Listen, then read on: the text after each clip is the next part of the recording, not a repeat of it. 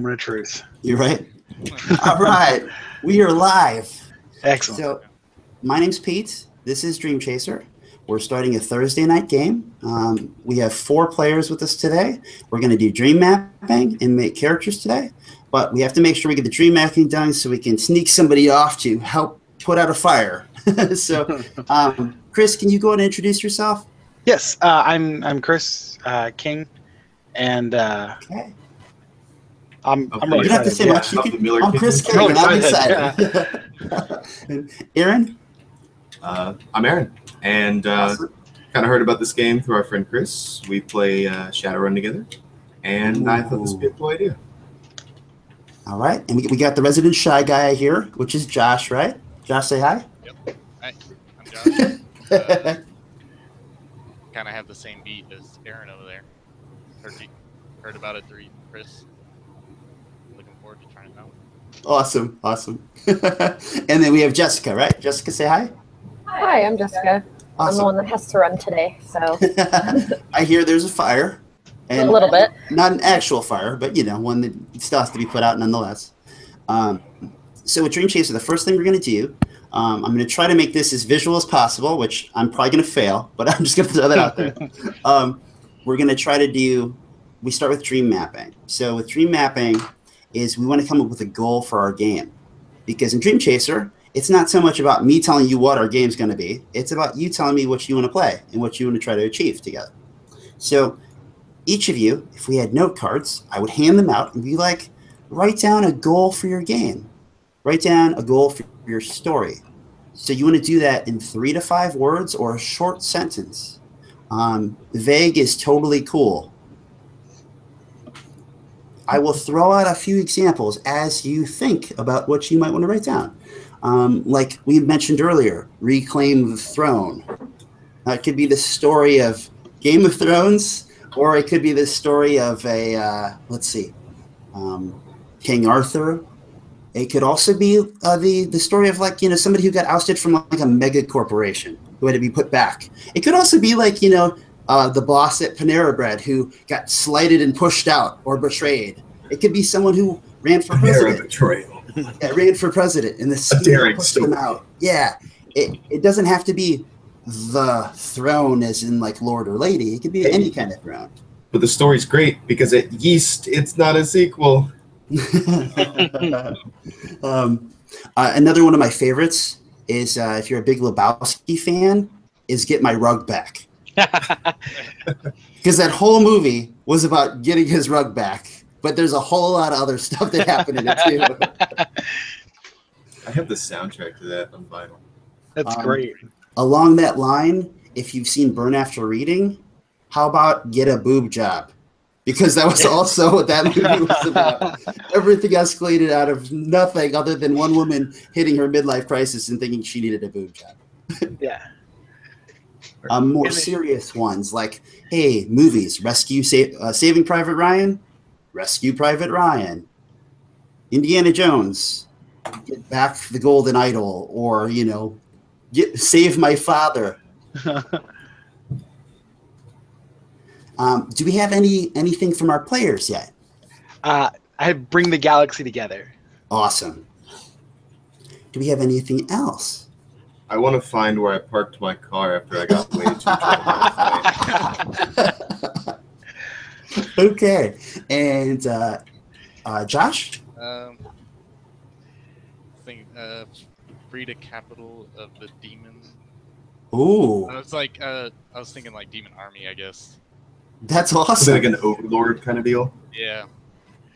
So you said free like the demon capital or free the capital of the demon army? Like it was a capital of like some other race and it was taken over by demons, I guess.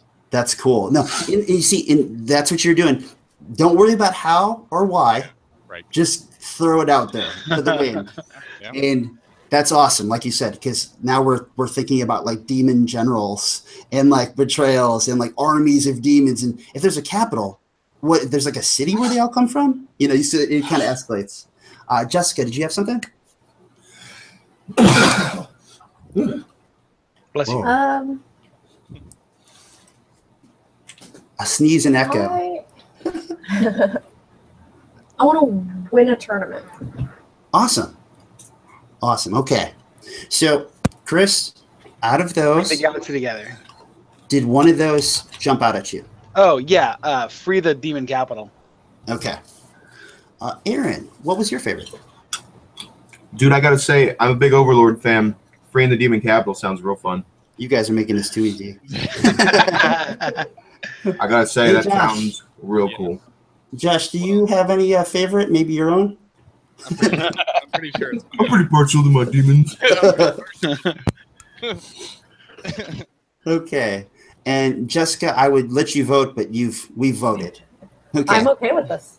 All right. Now, Yeah. don't discard what you wrote down as your dream. You might still get to use that yet, so just keep that kind of off to the side. So the first thing we did is we came up with the goal of our game or the goal of our story. Our dream is to free the demon capital. Okay, so now we need to figure out who we are in this story. So each of you write down in 2 or 3 words who you would want to be. So you're just describing a character. Now, don't feel like you have to be a human. I mean, we already did say there's going to be a lot of demons here. So you could be whatever you want to be. If play an octopus in like a hamster ball. I was gonna like say octopus. Water-phobic or whatever, agoraphobic. And of course that Oh, that's so bubble great. kind of cracked, Agoraphobic octopus. and one of the Oh, that's tentacles the amazing. whole game was holding the crack shut. Oh man. I was so jealous too because I didn't get to run that game. And Oh, that's great. I never get the players. I always get players who want to be a dragon, but I never get players who are like, I'm a tiger. And the game was like, the goal was like they wanted to speak to animals. So it became this weird mash of animals and people that worked in a zoo in some private corporation. And it was all coming together for like this, Awesome. how are people going to end up speaking with animals? You know? So for each of you, again, you're just describing a character. So sometimes people use like a profession, but then they might be like, hey, I'm a lawyer, but I'm an honest lawyer. Or Or like a business Donkey Kong. Business Donkey Kong, yeah. Oh, Ruthless gosh. mercenary, lonely goddess, tormented tiger, sad orphaned, I don't know, beluga whale. Now I'm just thinking everything like melancholy corporate, melancholy CEO, or now we have a demonic vibe going on too, though. So it could I be think like I'm gonna be. I think I want to be an amphibious spy. nice. Oh man. I like it. So like kind of like a half turtle. Like I have like a hard shell. So you're saying that you're a spy and a half shell? Yes, exactly. He gets it. He gets it. You could almost say that I was like a ninja, perhaps. Like Ninja spy. Anybody You got else? a shy think of guy what and a they'd spy like to guy. So I think I want to be blighted in some way, because obviously it's a demon realm. So I want to somehow be associated with like what is plaguing them. So I don't know if saving them will kill me or if it'll save my my state of being. So I kind of have a goal there. So you might be like a sacrificial lamb. Yeah, Or I don't really know what my cause. Yeah, like an idealistic something. Yeah.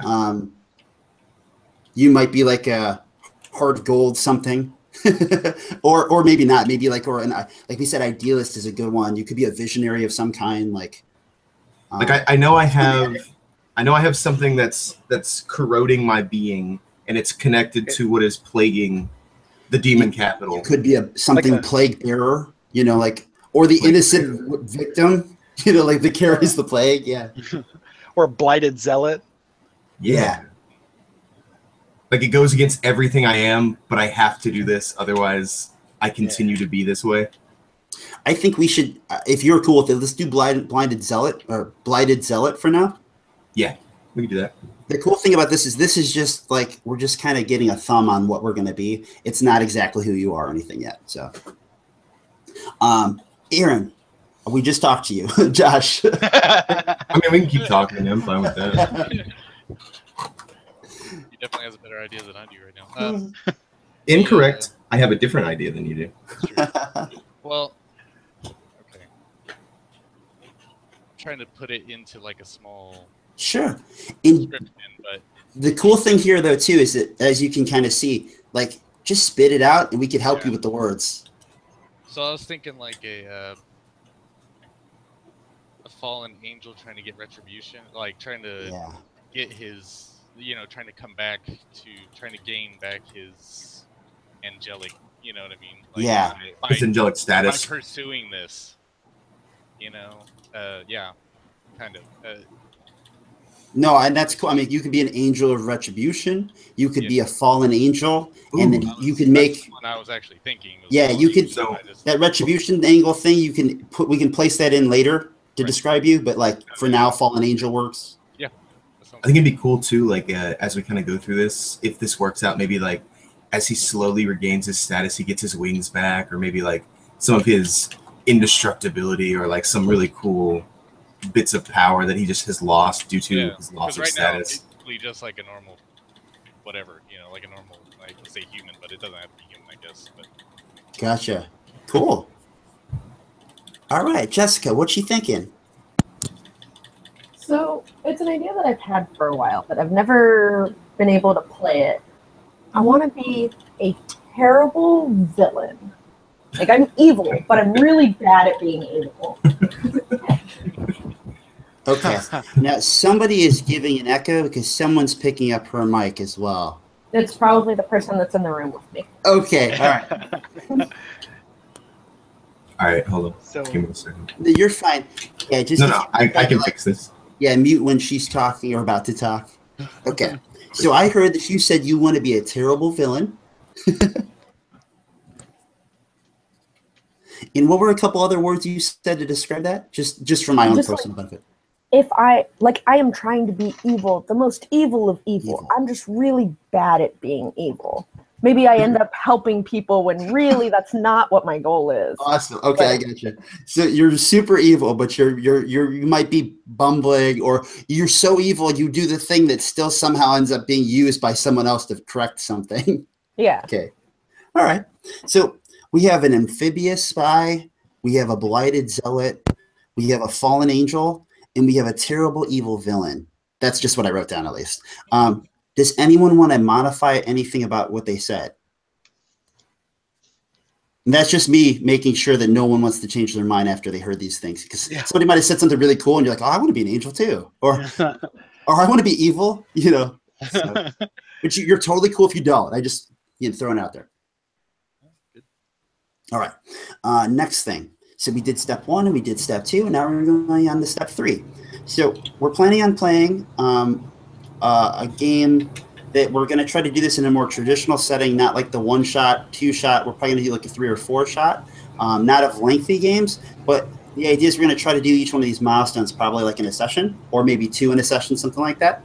So every character is going to get 1 milestone in this, and what the milestones are is they're an experience you want to have with that character in this story. So we kind of get the front load, like somebody made an amphibious spy, which was Chris. Yeah. And Chris, when you thought of that amphibious spy, was there, you talked about sneaking, but what came in your head of why you wanted to be an amphibious spy when we talked about freeing the demon capital? Like, did you picture something? Yeah, so I wanted to be a linchpin, right, for overthrowing the capital. So for overthrowing the demon overlords, as it were. Yeah. So for example, your experience, if we can't detail what that is, like maybe it's turning the tide in a battle, or assassinating a key person, or maybe it's like retrieving an artifact or stealing a tool of the trade or something, we could also just even put like being the linchpin that yada yada, that turns the tide, that wins the battle, that forms the rebellion. I am the pin in the grenade. Uh, And then- assassinating the High General. Sure. And I'm not making, you don't have to pick right now. I'm just kind of throwing out Yeah. ideas for you. And then, like, Aaron, you had a blighted zealot. You talked a lot about the plague, maybe bearing the plague, being a part of it, being tied to it. So maybe the experience you want to make sure happens in this story is that there's a plague. Like, maybe your thing is maybe the milestone is, carrying the plague, getting rid Like of what comes the plague, about that? removing the plague. I'm sorry, what'd you say? I was just saying, like what comes about with being someone who is blighted around other beings that may be susceptible, or like how do I go about even kind of curing others that may be affected by what I have? Oh, that's a good one. Yeah, for example, maybe you say, I want to cure someone with the disease, or I want to cure someone of the plague. What we're doing here is just like the dream, in 3 to 5 words or a short sentence, we're writing a smaller dream that we want to have happen in this story with that character. We're trying to capture that defining moment or the coolest thing you as the player hope to get out of that character. Okay. Like, I have this character in mind because I want him to jump in the air with 2 hand pistols and, blow away the villain as he's escaping in his airplane. And then this is your way of telling the game master, can we please have that in this story? Because that's what I really wanted. And if that doesn't happen, I'm not going to tell you, but I'm going to be really upset because that's all I wanted out of this story. So I'm trying to get everyone to think about what is that sort of moment they really want to get, or even just what sounds really cool to do with that character. We have Josh, Fallen Angel. You talked about retribution. Like, is there what is like you said, maybe it's like you want to get back to being an angel, or you want to be brought back to grace, or find your respect or respect of my peers, or maybe there's a miracle you want to perform. Yeah, I mean, getting back my angelic, whatever you want to call it. Regaining your grace. Yeah, regaining the grace, or even just facing off with just defeating somebody. You know what I mean? Like, I like what you see. This is exactly it. You're going down the train. The thought that you need to is, yeah, you're a fallen angel, and you're like, I want retribution for something. And if your head is telling you that has to culminate into some epic battle with someone important, exactly. And this is where you want to be like, defeat General, or defeat Demon Lord, or defeat, or win back my grace in epic battle, or personal duel, yada yada. Yeah, and I think that's probably where I was going, is like a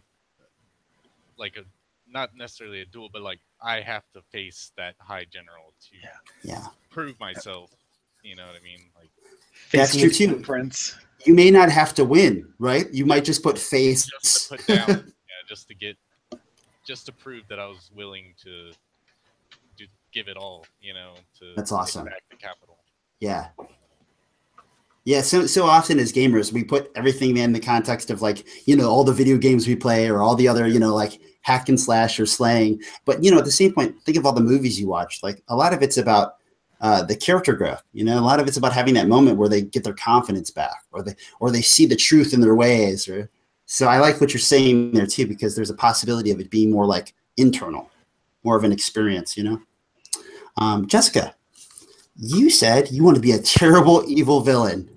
So obviously, you either need to have some kind of evil plot or evil plan that either goes horribly wrong, or maybe maybe your milestone is save the day, but it's not at all that your character wanted to. You just do in this story. Yeah, I think that would kind of be the funny thing. Like, I feel like maybe I want the power. Maybe I want to take over, but maybe like instead of actually being the one to take over, maybe people follow me because I'm trying to be evil, but it's coming off as good. And I'm like, well, I took over, so Yeah, I Maybe mean, power. I'm looking for power. you could say something like, attract followers, or, start a fan club, or whatever it is. I need to acquire minions. Yeah, Yeah, there you my go. start a Yeah, clan. yeah. Form minion cults. Yeah. Okay, so each of you think a little bit about it for a minute, and then try to put in 3 to 5 words or a short sentence, and then we're gonna write these down. These will be your milestones. Okay, I think I got mine. All right, cool. What you got? I want to turn the tide of the assault. Turn the tide of the assault. Awesome. And just reiterating, because it's very important, is that, like we were saying, vague is good, because vague gives us a lot more room and gives us more possibilities of surprises. Like the play on words can lead us to situations we never first saw, and then suddenly we're like, wait, did we just hit that milestone? But yeah. But the alternative too is that if a player knows what they want, as long as it's not a book, like it's not a complex sentence with all kinds of qualifiers, they have to be achievable, right? So, but if they know what they want, we shouldn't also penalize them for that. Like if they're like, I want to get back the Harp of the Angels, or I want to dance on Broadway, like that's a little more specific, but not overly specific. Yeah. Okay. Like I want I want to be responsible for the tide of the assault, and in my head I like the vagueness because I can turn it against us on accident, or I can turn it for us on purpose, depending on how it goes. Just okay. I want him to be central to that point, whether for good or for bad. Sure. I really like responsible too, but I'll keep turning the tide of the assault right now. But yeah, responsible for the turn of the or responsible for the tide's a good one too. Yeah. Does anybody else have theirs? See, you said be responsible for the tide, and my head immediately went to The Last Airbender Oh yeah. with becoming the moon. Is Chris going to become the moon on us? maybe. Yeah, I think my goal is going to be to amass an army of minions. Yes. Yes. We'll see how that plays out. That's awesome. Okay, and that was Jessica. All right, Aaron, how about you? I like the direction everyone else is going. I think the idea of healing and helping, because I understand what plagues these people or like the demons. Like I guess they're people. I don't know. Weird kind of idea there. Sure. But being able to cure or be a protector, I think, because I know the hardship and the life that is ruined with what I have, I want to help others with that. I want to go against what this blight that's taken me over wants, or if it has a sentience, maybe like a symbiote, kind of like Venom. If it's going to have some kind of attributes, maybe go against really what it's trying to force me to be. Sure. So let's put it into a few words. So Let's see. I'm thinking things like cure the blight, but with what you just said, you said things like, like resist the symbiote, repel the sentience. I was thinking thwart the blight. Yeah, thwart the blight. That's good. I like it. Thwart the blights. Okay. And then Josh, last but not least, what you thinking? Yeah, I wrote How down cool angels are. regain my grace in battle. I don't know Okay. if that's specific in that or like. No, that's great.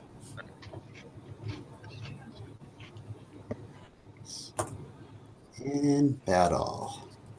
Okay, and that was Josh. All right, So we've almost finished dream mapping. The last thing we do is each one of those milestones, which are those specific character moments you each picked a minute ago, is we're going to put them in an order, and they're going to become like chapters. And just for a visual aid, let me see if I got cool. Okay. So screen share. Awesome. Okay. So the idea is that in Dream Chaser, you would typically have a dream map. Dream map, we'd use index cards, and we'd slap the goal of our game is to free the demon capital. So you could imagine a note card being right in the middle of our dream right here. What's our dream? And then we're going to put one of these index cards as the first milestone, second milestone, third milestone, and then fourth milestone. And by the time we're finished with the fourth, we will have told our story about freeing the demon capital. So of the milestones we have, which are turn the tide of the assault, amass an army of minions, thwart the blight, and regain my grace in battle, which one do you think goes first? I want to raise the army first. Okay, we have one vote for raising the army. Yeah. How about Aaron? What do you think? Um, Do you want to raise the army? Do you want to turn the tide of the assault? Do you want to thwart the blight? Or do you want to regain my grace in battle? I feel like, yeah, I feel like the way we've kind of set it up, I would definitely like to pick another, but with the story, it feels best to have the army before we can really have a battle worth turning, or even someone regaining something they've lost in battle. So I think that's where we want to be. All right. And then Josh, what do you think? Yeah, the Raise the Army one sounds good. All right. I'm going to start with Jessica now because I keep getting to her and her vote doesn't matter. So okay, the army is mine. Okay, awesome. Even better. So Jessica, what do you think goes second? So in our story of freeing the demon capital, we're first going to amass an army of minions. And then we're going to turn the tide of the assault, thwart the blight, or regain my grace in battle. And there is no wrong answer, by the way. Let's turn the tide. Okay. Let's see what happens. Josh, what do you think? Yeah, Turn the Tide sounds good. Okay, Chris? Yeah, that's what I was thinking. Aaron, what's number 3? Thwart the blight or regain my grace in battle? I feel like the grace is where we're going to be at because we're in the battle. So what comes next? One of these things goes after the other. Jessica, what's next? Is it thwart the blight or regain my grace in battle? Let's do the regain grace in battle. Okay. And Josh. Yeah, I'm gonna vote for my own. Is that yours? Yeah, it is yours. Okay, all right. So we have it formulated. Our story has an amphibious spy, He's all a fallen angel, and a terrible evil villain who are going to be in a story of freeing the demon capital. And the first chapter is about amassing an army of minions so that they can turn the tide of the assault, leading us to regain my grace in battle and ultimately thwart the blight, which we now know obviously has something to do with freeing the demon capital. So that is dream mapping. Make characters. So Jessica, if you have to go, this is the perfect time for you to skedaddle. All right. Well, thanks for having me. It was good getting started, and I look forward to next week. Awesome. Thank you. Thanks, Thank you Jess. very much. Bye. Go save the fire. All right. Save the fire, save the world. That's the next game. There you go. Save the Panera. Okay, so everyone has character sheets. Go ahead and pull up your character sheet. And you'll see in the top middle, I'm going to go ahead and pull up one for an example. But in the top middle, it says Our Dream. You can go ahead and fill that in with Free the Demon Capital. Stop sharing. And character sheets. Make sure I got the right one.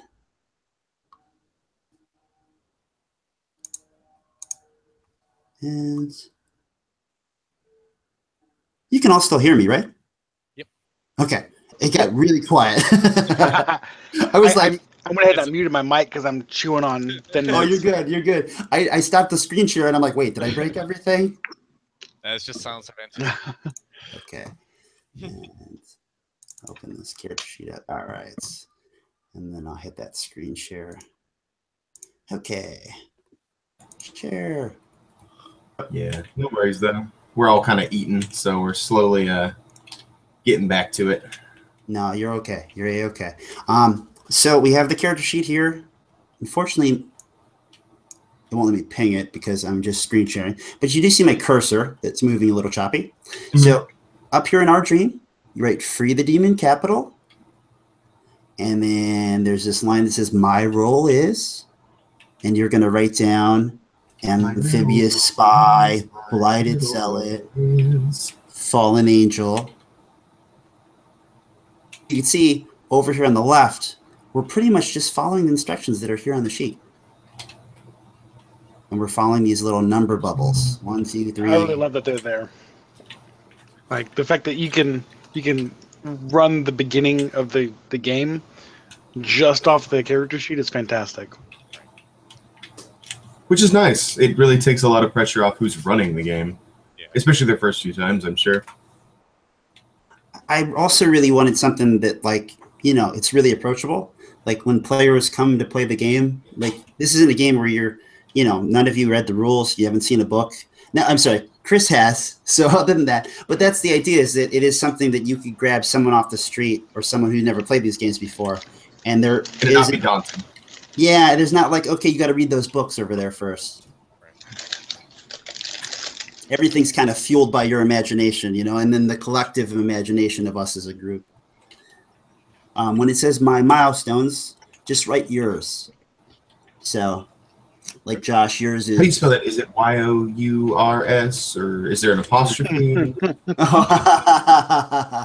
guy. So, Josh, regain my grace in battle. Yep, got it. Aaron, thwart the blight. And Chris, turn the tide of the assault. Mm-hmm. Okay. And then once you finish those, we're going to move on to step 4. I'll give you guys a second. We do that with the note cards away from the character sheet because I think it's then you have less stuff to kind of draw you away or take up your attention.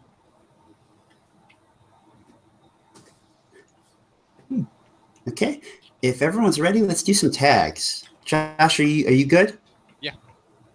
So with the tags are descriptors of your character. So you want to think of 3 things that describe your character. These can be in a couple words, 1 word, or a short phrase.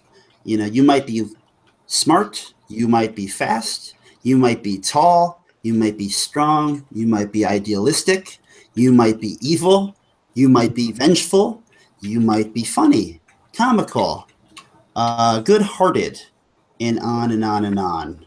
Ruthless, conniving, manipulative. Prone to pratfalls. There you go. Yeah. I've seen people too. It's like agoraphobic, or you know. I think one of mine is going to be cloistered. Nice. So, do Close. keep in mind. For example, Aaron, you are a blighted zealot. Mm-hmm. If there's anything in that you need to have mechanically benefit you, tag. So like blighted might be a tag, or if being a zealot could be a tag, or fanatical, or fanatical's a good one. Yeah. Same goes for Aaron. You said fallen angel. You talked a lot about retribution. So maybe you are graceful as a person now, but you're trying to get back your grace as a angel. You might be, maybe you're an angel and angels are always honest.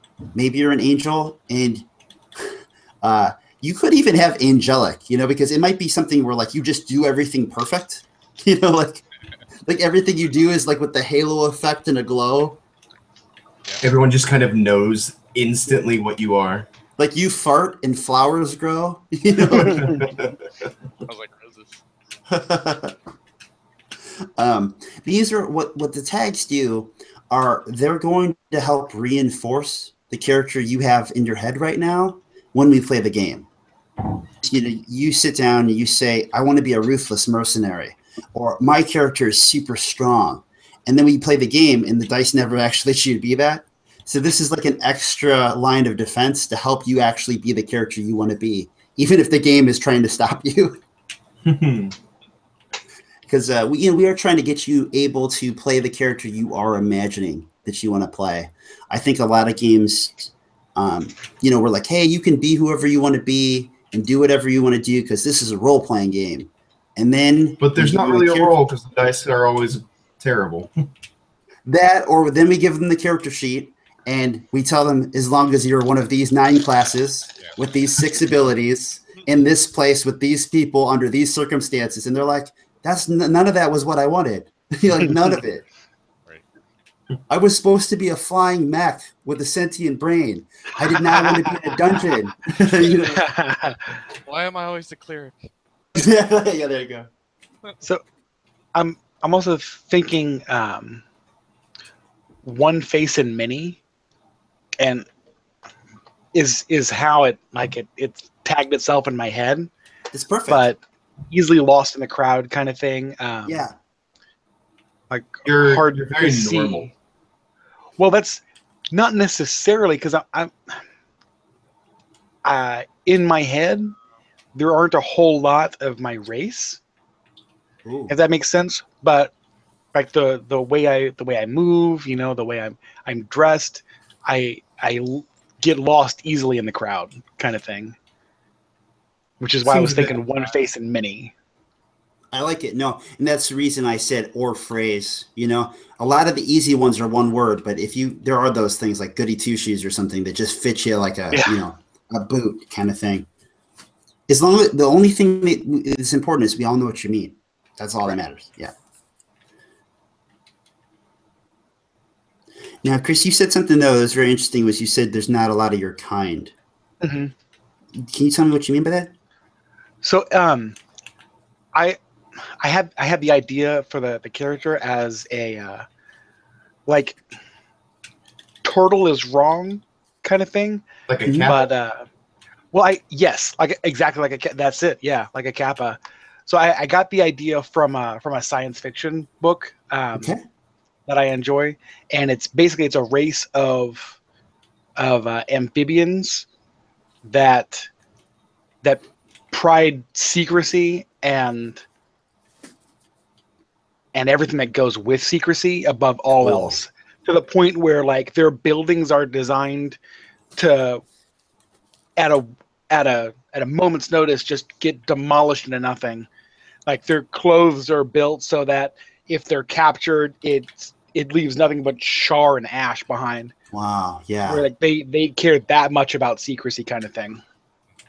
That's awesome. What's the novel series? I want to take a look just because that sounds so freaking cool. Well, man, now I kind of. That's okay. You said ruined Kappa. it a little bit. Is it like KAPPA or something? Or Yeah, I can Google it. Yeah. Okay. Well, Kappa is a Japanese demon. Yeah. Okay. Kind of thing. Not really a demon, but like a spirit, a Japanese vengeful spirit They're that like, lives in the water. And... Oh gosh, what's the? They actually have a really good name for that. It's yokai. Yes. Yeah. They're yokai. Yokai. Yeah. But the book series is The Lost Fleet. Oh, you knew it. Okay. Yeah, no, I know it, but it's just that the story starts at a completely different place. Oh, I got you. Yeah, you got to get like to the sequel or deep in the book. Or Yeah. You're like 7 books in until you even see them. Oh wow. They're there in the beginning of the book, but you don't notice, you don't know it. You don't know it's right. Sure. It's one of those things where you go, "Oh my gosh, that's what that was," kind of thing. It's a fantastic. Okay. So, it's got like the best space battles that I've ever read anything about. It's amazing the way it's described. Cool. It's written by an old Navy admiral. Chris, They have an audiobook. are you in the Navy, or were you in the Navy, or was it a different armed service? No, yeah, I was in the Navy. Okay, I thought I remember that, but I wasn't sure if I was making that up. Nope. Josh, what tags do you have, or what tags did you think of so far? I did do graceful. Okay. Strong. And I'm trying to think of another one that's kind of like I had good, but it seemed a little too like general to me. Sure. Like Why maybe didn't you like put non good for now? Because or malevolent. Like you almost exude a non-evil aura that people are always calm around you. Yeah, I like malevolent. okay. So like benevolent aura. Yeah, benevolence really. Yeah, I like that. I was thinking malevolent, and I was like, no, not malevolent. That's completely wrong. Aaron, what do you got? I liked Zealot. Stubborn. Stubborn's a really nice one because obviously I'm fighting something that's essentially me. So I mean I have to be against it, and I have to, I guess, be stalwart. I have to really. Ooh, I like stalwart. I really have to know that I can't give up, otherwise it wins. Yeah. And what would be like one more? I guess.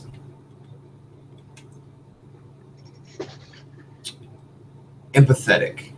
That'll work. Awesome.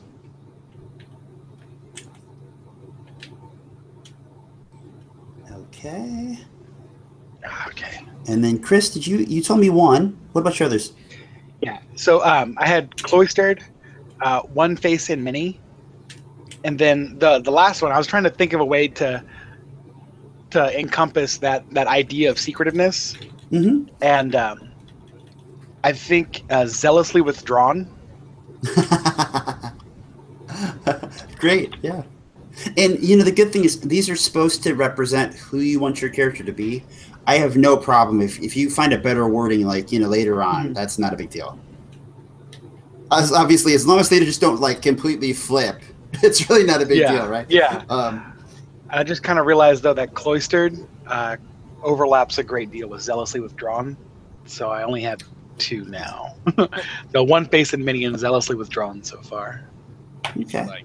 Yeah, because I was gonna say cloister is very like shelled or like in themselves. Yeah. Okay. I'm going to go ahead and move on to the next step, and you just keep working on that or figure it out as you go, or even figure it out when we play.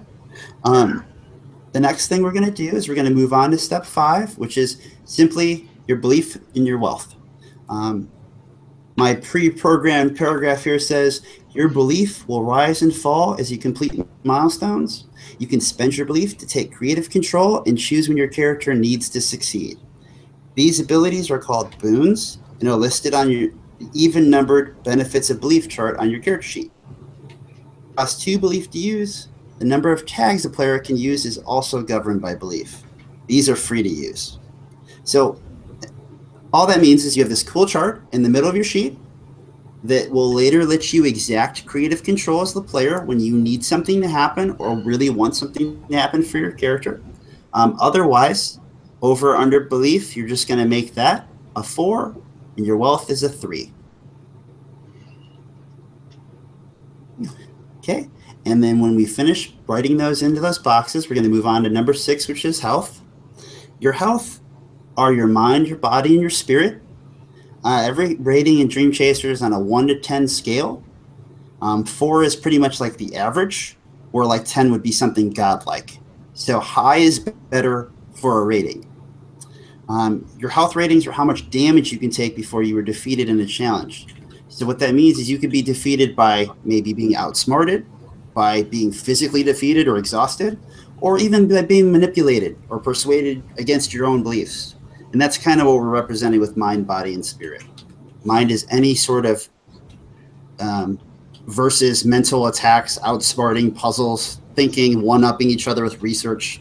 Body is everything physical, from wrestling to fighting to running or racing, and how much damage you can endure physically. Spirit is your morale, how well you do against fear, and ultimately anything that's a social or manipulative situation. You get 12 points for these to split between the three of them. So you could put 4, 4, and 4, or you can vary that a little bit if you like. Okay. You do have to have at least a 1 in each of them.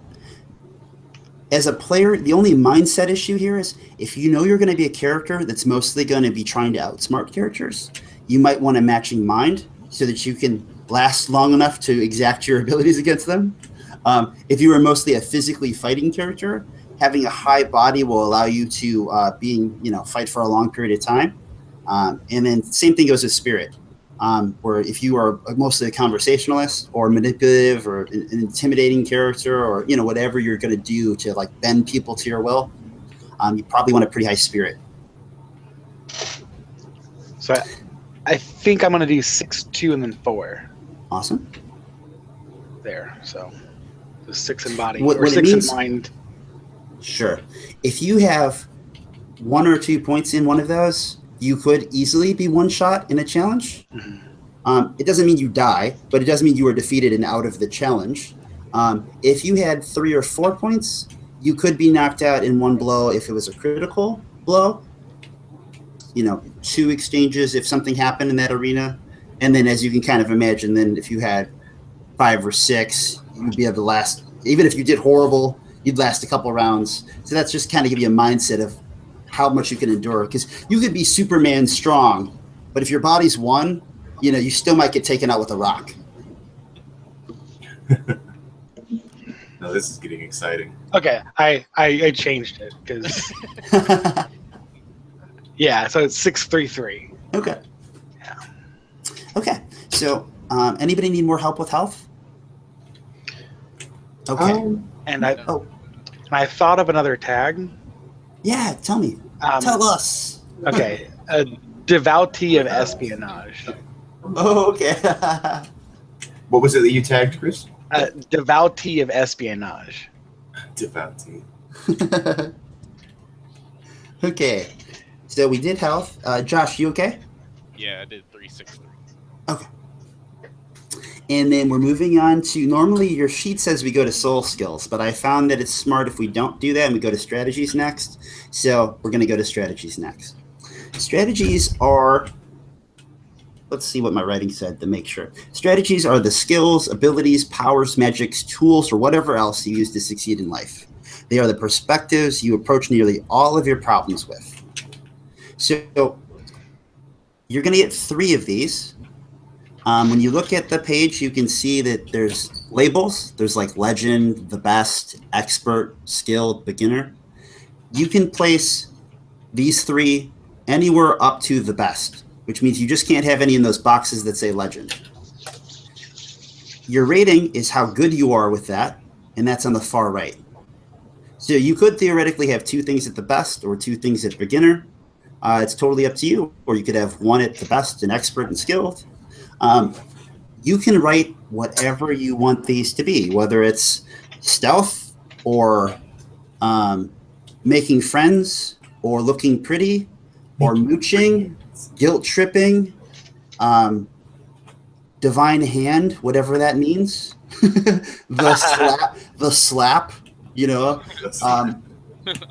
somebody could have a robotic foot or a bag of endless goods, like someone could have, Chris mentioned magic, maybe you have dark powers, or you have the behemoth totem, or you have the rage because you're a rage demon. The rage. These demons are all the rage these days.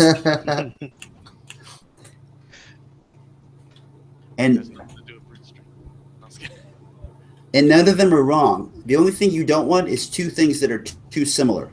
Yeah. So I had zoned out because she keeps running out of the room. How many skills can we have on this? I know it's up to the best. Yeah, you get 3. All right, so 3 I can put anywhere on those, Yep. or is it? So there's no limitation. Yes. Only that you only have 2 slots for each. So you could only have 2 at the best if you wanted to. Okay. Best and 1 at expert, and then you later wanted to raise your expert, you'd need one of the best to move up. So you'd have to do something that makes it better. Yeah. Okay, cool. So the 3 strategies that I've got, because I had as soon as we did the Free the Demon Capital, this whole thing just kind of like sprang into my head. Espionage at the best. Of course, yeah. Yeah, and then blinking, and that Cool. I mean that like as in like teleportation, like line of sight, kind of. Yeah. Not just blinking my eyes, but I'm really good at that. Totally was like, are you like a supreme adept here, and you're gonna like blink espionage level tactics to us? Yeah, man. But and then skilled at assassination. Awesome. Now, so just to ready everyone else. So how this works next is that there's going to be sort of like a filter process. Every time you roll, you're going to be like, okay, well, what strategy am I using? Cool, assassination. And then when we play the game, it's going to be either an imaginative use of assassination or a reasonable use of assassination.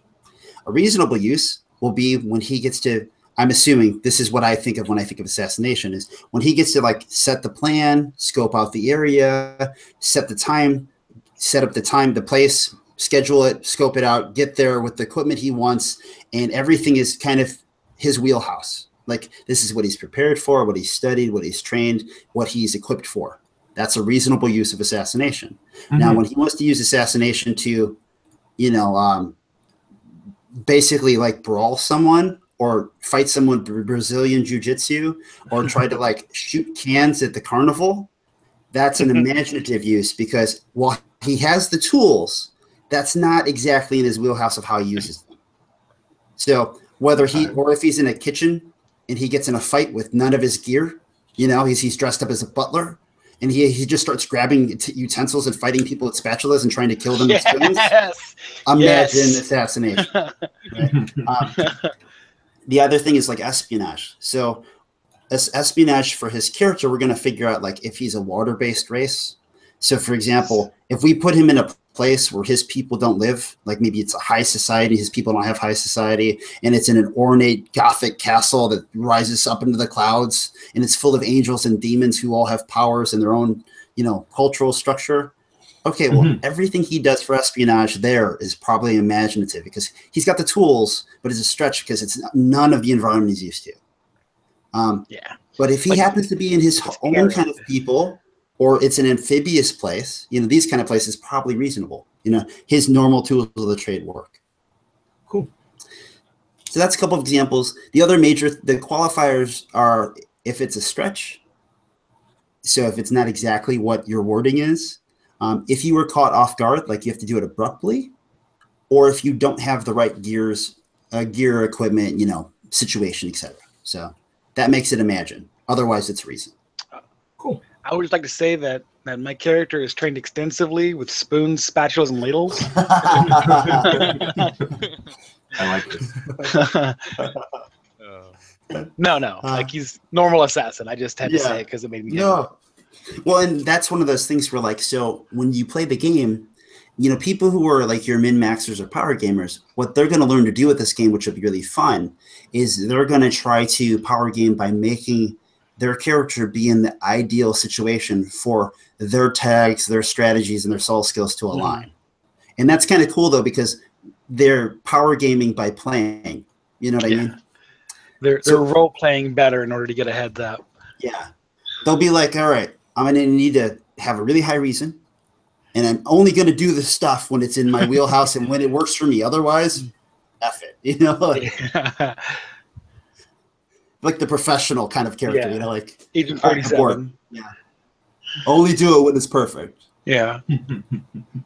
Okay. Or Jin the Virtuoso. It's hard or it's nothing. Now that would actually be really fun. Yeah. Aaron, do you have any strategies so far? I don't. Now that we're kind of like thinking about it, I wonder. If I learn how to control, because now that we're thinking the blight is kind of like symbiotic or maybe like something that has a sentience. I wonder if I can somehow control it and use what it can do as my abilities. Why so not? I Kind have of like prototype. Yeah, kind of like a prototype where I definitely have something that was weaponized or like is used for malice, but I now have a way to use it for my benefit and for others' benefits, which ties into how I can cure and like help people, which would be really cool. Yeah. Do it. You could make it symbiosis or symbiote, or like you said, maybe it's like a dark harnessed power, or maybe even it's something bearer. that like takes from me if I have to use it. Like I have a normal set of like maybe a martial art or something I just know, but if I need to like really overpower something, I have to like lose my own health, or like it takes and saps something from me to like really power burst something quick. Awesome. Yeah, because you might even make a couple strategies out of it if you wanted to. Like you said, power burst. There could be like power burst. There could be. He mentioned symbiosis. I mean, you said prototype, and I started thinking of those like claw extension arms and stuff. And when you think of Venom and symbiote, I think of like how the suit can kind of open and craft itself into new things. Yeah, like Spawn even. Yeah. If like say I had to like hold someone down, I could just like take and just like ensnare him with like the symbiosis that I have, or even maybe even like take over people. Maybe sometimes it has like its own power against me, so like unwillingly, if I have bad rolls or something, it does something I'm really not okay with, and it starts corrupting. You see, what's great about that is actually what you would do mechanically to do that is you would make a strategy that's like, corrupting me. And then you would, when we go to do something to move the story forward, you would actually propose to me about how what happens is my character has this inner struggle and the symbiote starts taking me over, and by its corruption, yada, yada, yada, this happens. Roll the dice. Okay. Yeah. Yeah. So we could totally do that. I'm trying to think of I mean, you have all kinds of options here, and don't think that any of them are wrong or something. If you want to have the symbiote like take over other people's bodies or capture them, or brain meld them or something, rock and roll. Sounds awesome. The thing will be, this will be a reasonable use if you use it as worded usually. So that's the kind of thing here is if you make it one lump group of things, it may go all over the place of imagine the reason depending. But one way you can kind of counteract that is if you do say like, this is the mind meld thing, or if this is the corrupt me thing. Yeah, no, I'm feeling it. It sounds cool. Okay. Think about a few of them, and also think about if there's anything you want to have without that power. If there's something that's like you. Just something I naturally have. Yeah, whether it's for that part of being a zealot or some knowledge base, or I mean, a strategy could be like my adoring fans, like my minions is a strategy. Josh, what are you thinking? So I have some kind of sword fighting.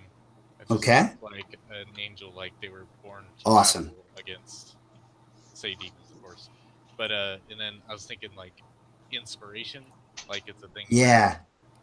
Kind of like almost like that's a awesome ability, Yeah. That's awesome. And then, like divine touch, which is almost like a lay on hands ability, except for it doesn't work on myself. It's only for others. Yeah. Kind of thing. No, that's great, and don't limit yourself right off the gate.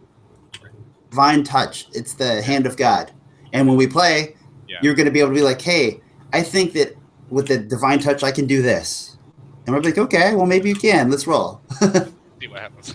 Yeah, and then also your sword skill and your inspiration, totally cool.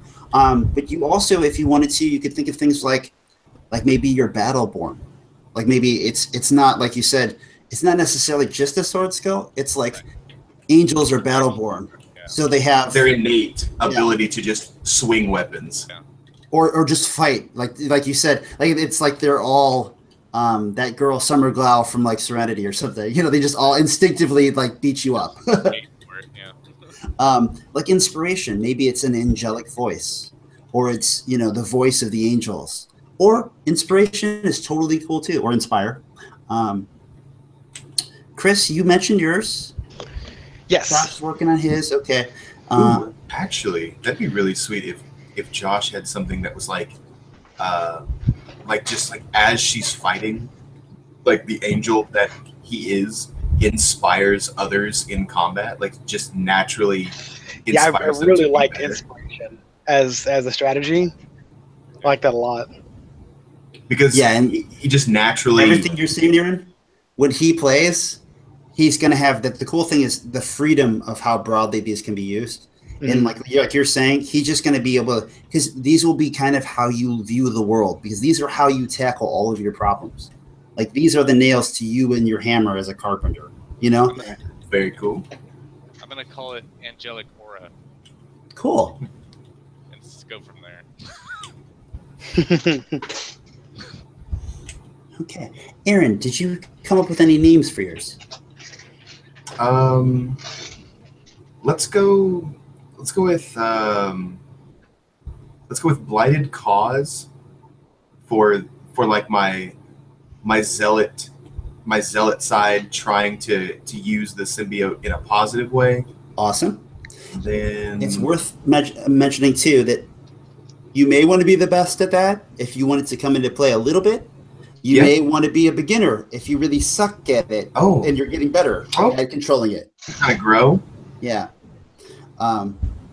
Or if you're like, hey, I don't want to suck that bad, you can go skilled or expert. You know, but it's worth mentioning. No, I'm actually okay with a hindrance and like a skill learning, because it adds so much more to the character depth that you can actually play upon. Because I can fail, and failure really shows character far before anything you succeed at will. Yep. Sure makes games fun too. Yeah, As long as it doesn't happen all the time. then that sucks. So maybe go with Blighted Impedance, because it definitely impedes me in ways, but I'm trying to control it. I have the ability to use it, and it sometimes doesn't work. Makes sense. Now, would there be any issue with like adjusting the wording as he gets better at it? That's a really interesting concept. No, I've never done that before. I don't see. I really don't see a problem with as it. it changes. It's cool, yeah. Yeah. Yeah, I mean, as long as it's like the base thing, it's still that blighted power. Yeah. But you know, it goes from like blighted impotence to blighted something else. Or maybe like Blighted other words. maybe like a like corrupted control, or Yeah, and then like, you know, eventually like if he gets to legend with it, it's symbiosis. yeah, just complete harmonic with the issue, disease, the symbiote, whatever it be itself. See, you said harmonic, and then my brain just went immediately harmonic convergence.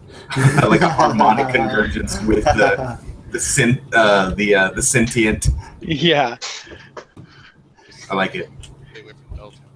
No, and I love that too. That was a great conversation, because that's a great thing. I never heard that before. I will totally allow it. Right, that's great. I have to consider that for the rules going forward. That's a really cool thing. Like obviously character growth, where the strategies kind of redefine themselves in a way that doesn't, you know, you don't want to like penalize the player. Like, oh, you have to get that new one at beginner and raise it up, because you want them to have that character growth, and you don't want to rob the player of something. Especially when they creatively and immersively were in the game and were like, this should happen and it's cool. And you're like, yes, it is. And it should.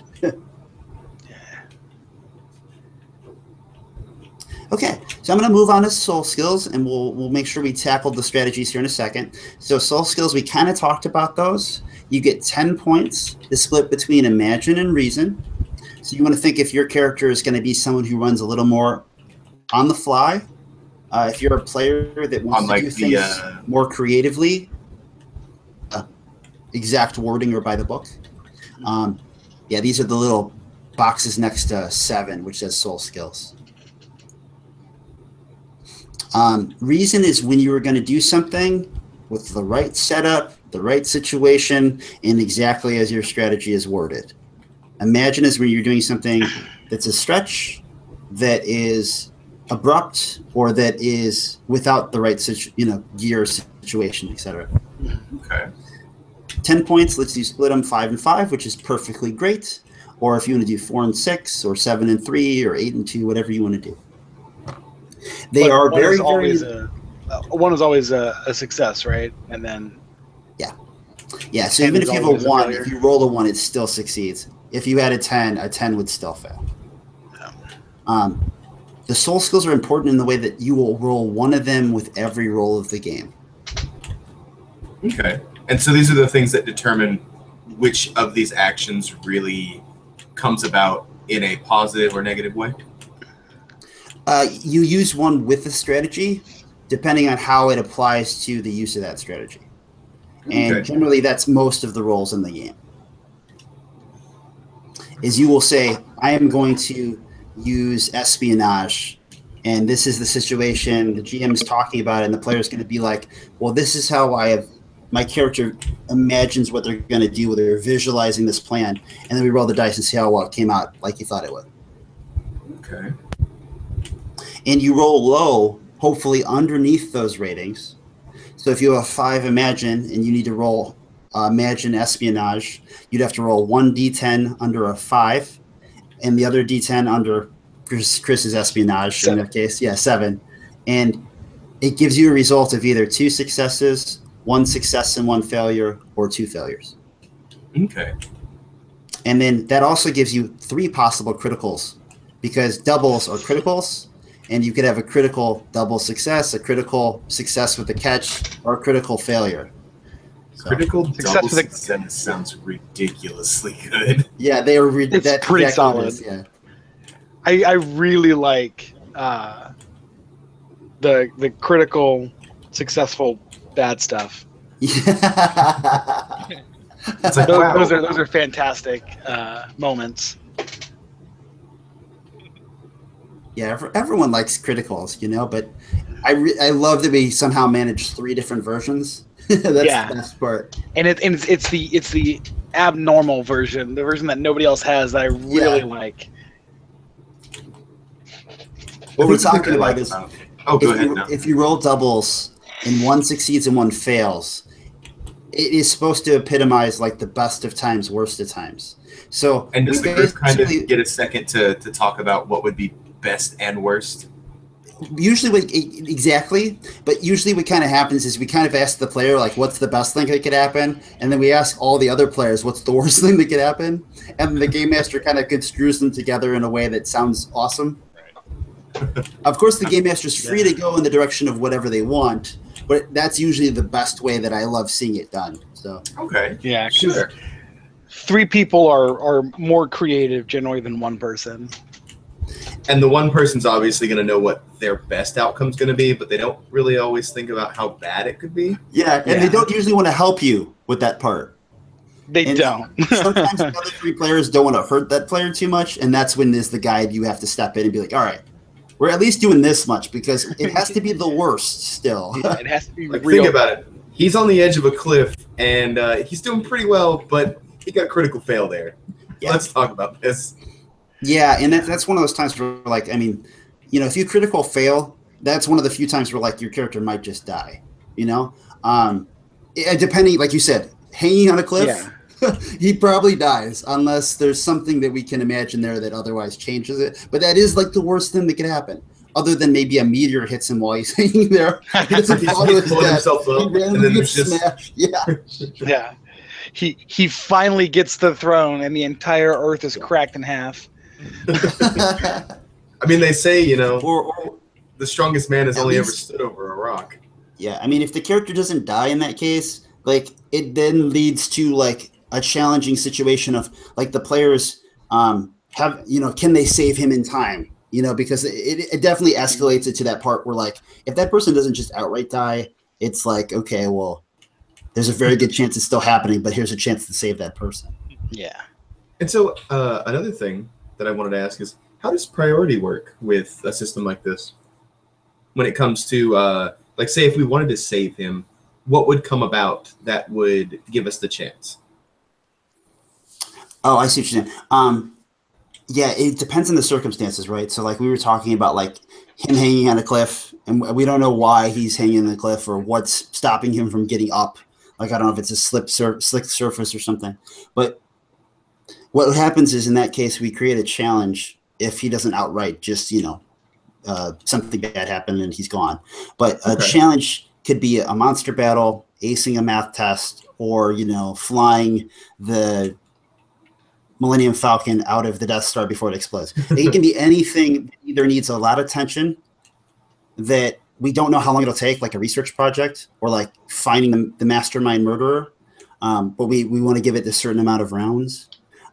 Or like in that case, it might be a race to save so-and-so before they fall to their death. Okay. And then we would go around either with the first person who said, I'm going to go do this to save them, or we would go around clockwise and be like, all right, this is what's happening. What would your character do in this situation to try to either help that person, or maybe you want to hurt them? I don't know. But it's your case of how do you want to move this story forward? And the challenge basically has health scores like you do as a character, and then they have tags that represent the advantages of the challenge, and those can negatively affect you in your roles. So you could work around them to benefit the best use your character against the challenge, or you might just go headstrong into them because you're good at that. So that's the short version. You'll see how it plays in the future weeks and how it applies to your character. Okay. Hey, Aaron. What's that? You may have said it, but what was your character before you became blighted? I don't think I did. Okay. Probably should come up with that, I guess. Did everyone do their soul skills? Yes. Okay. Josh? Yeah. Okay. Aaron, did you put your soul skills in? Yeah. Okay. Strategies. Aaron, did you write down your 3 or did you write down 2? Let's see. I have not physically written anything down, but I know what they are. Okay. All right. And okay. And then for the next thing is relationships. So with relationships, you get 3 of these. They are basically the people, places, and things that are important to your character. They tell me, the guide, that you want these to be in our story. People are obviously the most useful because you can ask them to do things and they could do it, where your baseball bat maybe can't, or your favorite place to play music. It's great for when you need R&R or getting away or inspiration, but not so great for being like, hey, can you fly that starship? So think about for a second what characters might be beneficial, or what items may be so important to your character that they're worthy of a relationship. What relationships do is they give you a tag which represents the value you get out of that relationship. So if it's like your mom, maybe it's support or inspiration. If it's your dog, it might be companionship or happiness, or maybe, if it's your running buddy, maybe it's like determination. If I mentioned baseball bat, because I always think of Negan, Negan in Walking Dead, like Right. you see he has a relationship with, and that tag might be authority. It might be badass because it makes him badass. Somebody goes to fight and he's like, he goes to fight and he rolls and he fails something and he goes, you know what? But I have Lucille, and with Lucille, I'm badass. So then he re-rolls to see if he still would succeed, even though because he justified it with Lucille. And the same thing can be done with your relationships or with your pets or if you're Linus from the Peanuts, like with your trusted blanket. See, you say trusted blanket, and that makes me laugh because I have an intimate relationship with my Vorpal cloak, which is basically a safety blanket. With your what? Vorpal cloak. Vorpal cloak. Yeah. See, Vorpal's great because it sounds really cool, but it doesn't actually mean anything. Now, the tag I gave it is hiding. Awesome. Hiding. Yeah. So it'll help you, and you use it obviously for hiding. Yeah. Right. So each relationship, you can put them at a different label, like true love, intimate, close, casual, contact. That's completely up to you. It just gives me as the guide and everyone else a clear idea of how that relationship is. Like if you have a true love with someone, I mean, you won't have to justify too hard of why they would die for you. Right. But if it's a contact, obviously you're going to have to justify just how you get to talk to them or get them to do anything, because they might meet you for coffee, but they're probably not going to do anything for free. Yeah. So again, on the idea that we were going with earlier, would there be a way for these to get better with time through the game? One way that happens is right now you get 3. One has to be another player. So Okay. you're going to write down, like the simplest version of the role, and then you're going to give it a tag. You don't have to develop it further. And you can also spend 2 of these to make it a group or an organization. So maybe you don't have one minion, you don't have Lackey Lyle. You have an army of ape monkeys. That you're bidding. Monkeys in a cage, ready to jump out. Ape monkeys. I mean, flying apes, or monkey, armed maniacal chimps, or whatever you have. Or simply like if you were an artist, this could be like you have a graphic designer or a team of graphic designers, or you have an employee, or you have a workforce. So that's the one thing that you can do in the game too, is that as we play, it could grow into more. Or in this case, as we play, you actually can just buy a new one when we hit these milestones.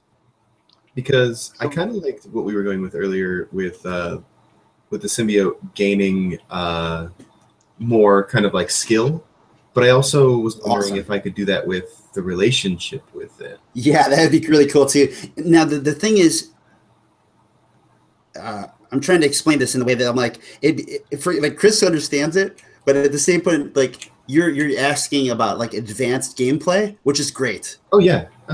Related without you seeing normal gameplay is the tags are awesome because they reinforce what you value about your character and your relationships, and they reinforce what you want your character to be or become.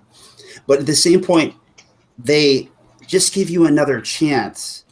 They don't necessarily like directly affect the role itself. They do, but they don't. So if that makes any sense, like your strategy is the tool, precedence, but it's not going to be the reason I lose, or it's not going to be explicitly what defines me. Yes. Yeah, that's probably a good way to put it. Yeah, your strategies are your tools. The tags that you have are kind of like, I was gonna say they're not filters. They're kind of like, gosh, what I usually would say filters. They're just reinforcement. I mean, that's really all it comes down to, is that like you fail, they get pulled in. They have nothing to do with you failing or not. So like you said, they're the second line of defense kind of. But yeah, if you end up having like, a few of those, that's good. But then mechanically also, when you get more than like, let's say 3, there's really no benefit. Okay. Yeah. Where if you had 3 strategies, honestly, if you had like 5 strategies, there's kind of no benefit too, because a lot of times people find that their 3 strategies are pretty good. They might add 1 or 2, but then they're not using all 5 of them that often because they're so broadly used. Becomes a kind of thing. Most of the time. Some people, there's always the extremes, but most of the time, because the skills in this game, the strategies, they're not so specific. Like most games are like, do you have stealth? Oh, then you can't sneak around. in my game, it's like if you have stealth, great, you're probably better at it. But if you don't, if you can tell me story-wise that moves us forward and creatively immerses your character, you could probably find a way to make it happen. You're just not as good as the guy who can sneak. You know, I just realized that all three of my strategies could technically be used for stealthing. Mhm. Well, no, it's fun because they also do other stuff, but Yeah, like I could imagine it'll be used assassination to stealth. exactly. I could imagine it'll be used blinking to stealth and outside of people's line of sight, you know, back and Yeah. forth. Mm-hmm. But, you know, espionage is really where I would use reason for stealthing. And the good thing about it, like you mentioned too, is that's also going to help you when you need to sneak those guys in. Right. You know, like that, the kind of stuff too. Yeah. So I was thinking of having a casual relationship with Jessica, since she's the supreme evil, and I'm a spy. Sure.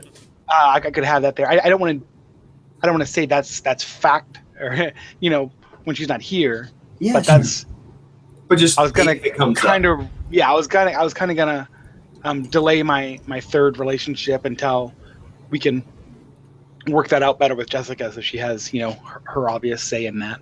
Yeah, well, you know, she doesn't get a say on her end. I mean, that's just like you could true love her and she could contact you. Oh, that's a good point.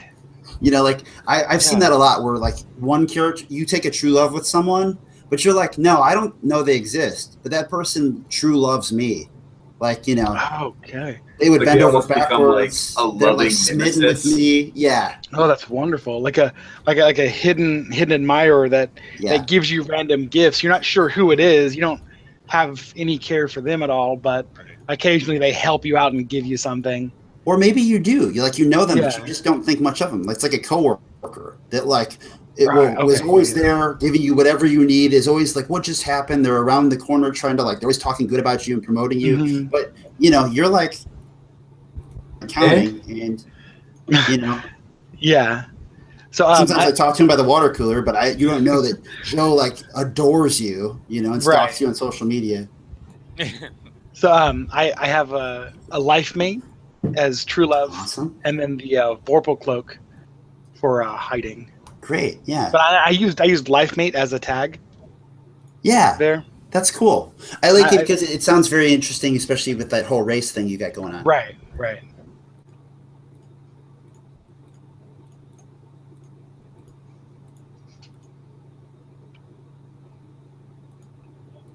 Okay, Josh, you got anything in mind so far? I got one so far. I was thinking Sure. of. I wasn't sure how to. Or That's okay. still kind of on the fence with it, but I was thinking. That's the one downside of playing online is that when we're all around a table, it's a lot more cohesive to spit out our ideas. I was thinking I wanted true love, and I was gonna do like not in the sense of like it was more of a sense of like another angel that kind of I was basically just they were like my soul, like another angel that was almost like a soulmate kind of thing that we Like y'all were created we together. did everything together. Yes, and like when I lost my angelic, when I fell, basically that person is like gives me that determination, you know. Yeah, no, that's cool. So like I'm trying to get back to them, kind of thing. No, I love it. I mean, yeah. So I mean, like you said, true love. Like, so what tag were you thinking? Like, you could think of like they could be your drive, they could be your inspiration, they could be your purpose, they could be you know, loving. You know, like maybe when shit goes wrong or you know times get tough, you think of them, and that gives you what you need to move forward. You know. Yeah. All of those sound fine, I guess. Like I'm just trying to like specifically, I guess, I don't know. Yeah, you just pick one, and then you know if we find out later, you're like, okay, I should have probably picked this. Then you could change it. I like drive though. I think that or something that has to do with that. Yeah, the one thing with the tags and the relationships is, yeah, sometimes later on you're like, okay, I didn't really word it in a way that I can Right. use it to help me. So that's pretty common. So, like you put drive, like we said, when you pull it in, you think about like the inspiration you get out of it. That makes sense for like why it might help you in a role. Right.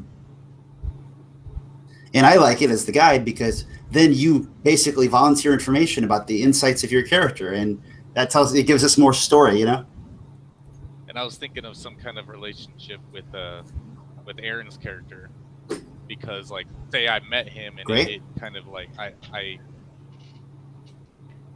it makes me want to. You have a need to cure me.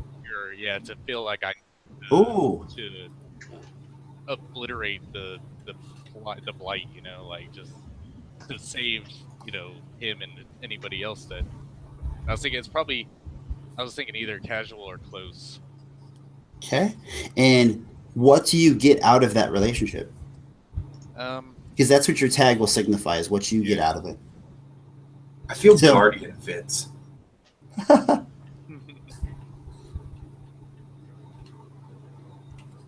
that I don't know. Sure. Protector. Yeah. Authority. Maybe he's your way. You're in to who you think can help you get back to grace, or right. Focus. Sorry, I was moving my mat. Yeah, that sounds great. If it's something that helps you focus.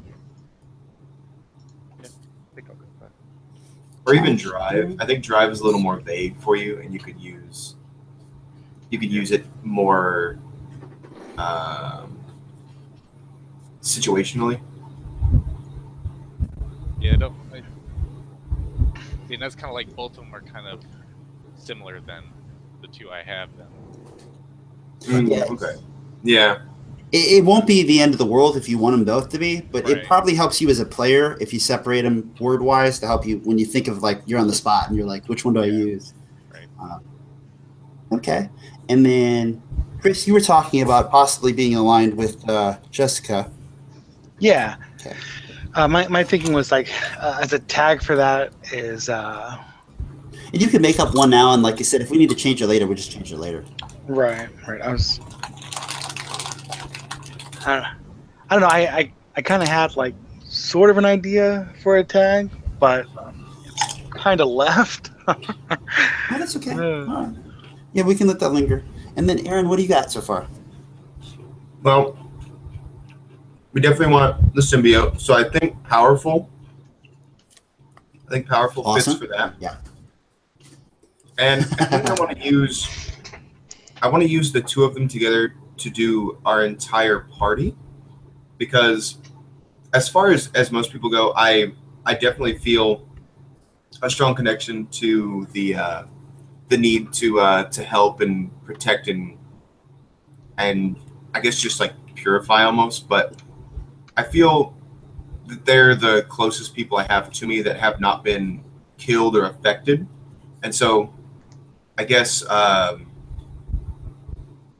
tag for that could probably be loyal. Okay.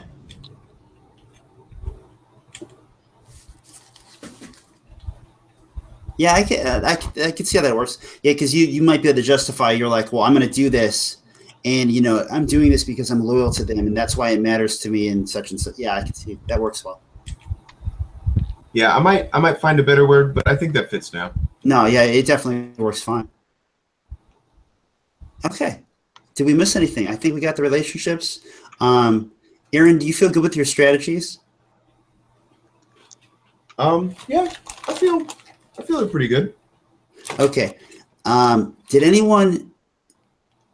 It's always important to make sure that the strategies are clear and that people have a chance to change theirs if they want to. So, like, we know Josh has inspiration, something along the lines of Battleborn or Swords. Yeah. And the Divine Hand. Battleborn. I did like that one. Cool. I did Aura of Inspiration. Great. And Divine Touch. That's a nice twist on it too.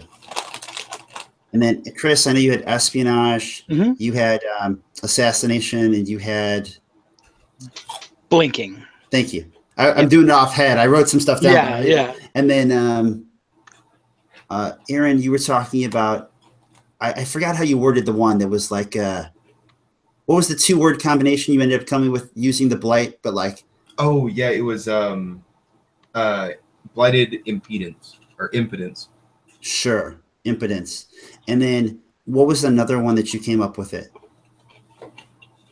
Gosh, what was it? I lost the paper because I turned the fan on. It blew away. Were you talking about the other like the like stronger like as I created the bond one, or was it? I just wanted to know I how you worded your strategies. Yeah. Yeah. Let me see if I can remember. Oh, fan, you're so fantastic, but not for small leaflets of paper. Yeah, let's see that. You know? I wonder, now that I'm thinking about it, I wonder if I could, because I'm so loyal to the group now I'm thinking about it, I wonder if I could curatively, like almost in a way of like reverse engineering, like what it is that this thing is trying to do, and I could heal people, like use that in a way to heal. Sure. So it might be like blight heal or something. Yeah, like almost like a blood transfusion where I could use like pieces of myself to heal like vital wounds that people have, and it would take a toll on me, but ultimately I feel that that's what I'm doing is giving myself for the betterment of some other being or person. Yeah. That could work. I like that. Yeah. We just got to think of how to word it so that we know if it's reason or imagine. Let's go. Yeah, I think we want to imagine with that. So I think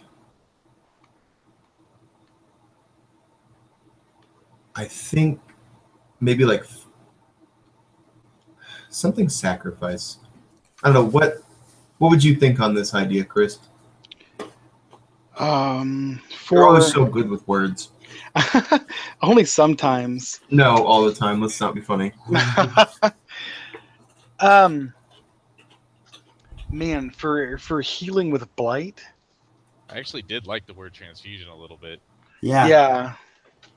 And he said blood. He was talking about blood, so it could be like blood transfusion, blood sacrifice, blood. Yeah. Blood transfusion sounds good. Yeah. Or blight transfusion.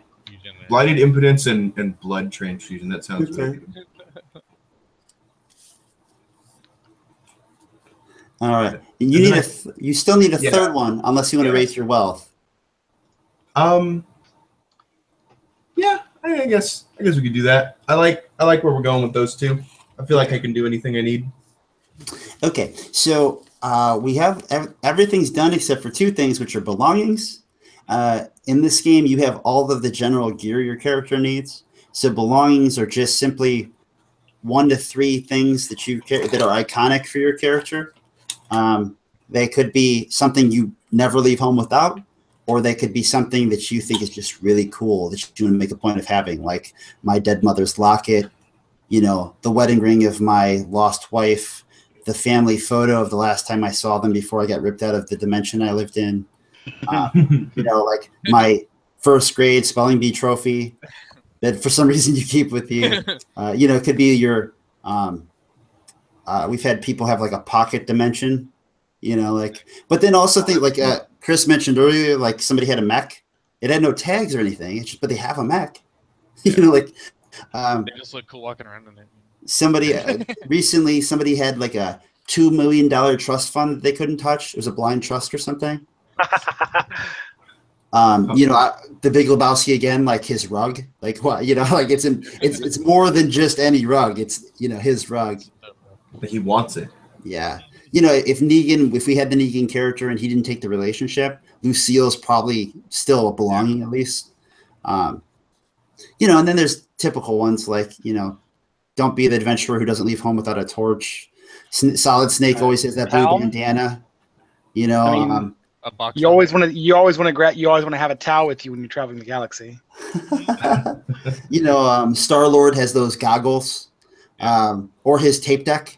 The Walkman. Yeah. Kaiser Sose had the golden Zippo. Right. Nice. need to watch that. Something that just makes them so personal.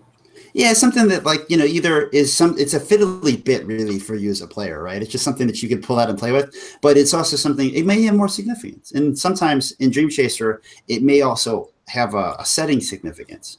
Like if you have something that's high tech, well, up till now, this might have been a Victorian age game in my head. And then now you thrust us into the future. So, Okay. or if you had something that thrust us into the past, you know, I mean, so that's one of the things we didn't talk about, but we don't talk about it intentionally, is that we try to let it come out organically. Is, Right. you know, we're telling a story, and most stories can be told in pretty much any setting. We're not letting the setting limit our story. We're letting our story dictate where where we go with the setting. So, which is a good way to do it because it gets people attached to nothing that's period based. Yeah. But then as the group just kind of like gets an idea, everything can kind of come together in a nice way.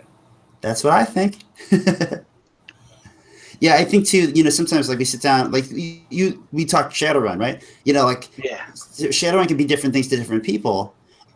Shadowrun's a bad example because its setting is goal oriented. You know, it's like we are people who need jobs to live because we're sinless, you know, but a lot of games are less specific. They're like, hey, this is like a cowboy game in the Old West. And you're like, okay, cool. Like, what do we do?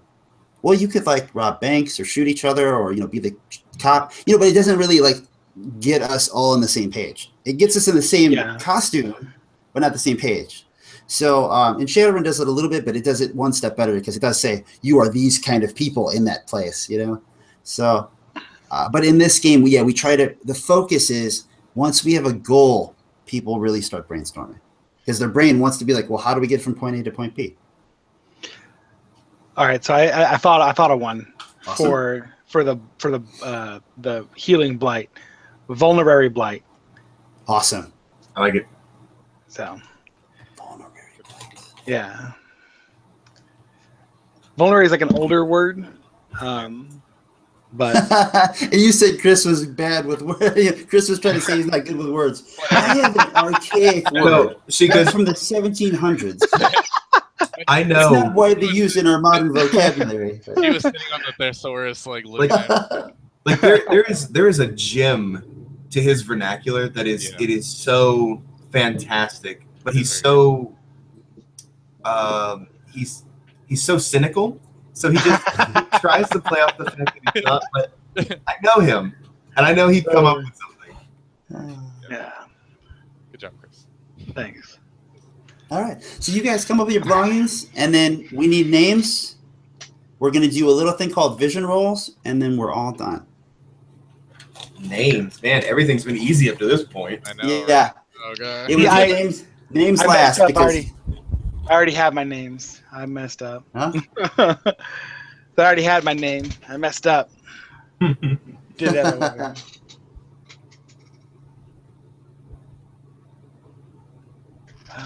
Wait, what kind of knife is that? I can't remember. Okay. And while you're doing that, I'm going to find a new sketch I have for the game and show it to you because that's cool and it just came in. Let's see what it looks like.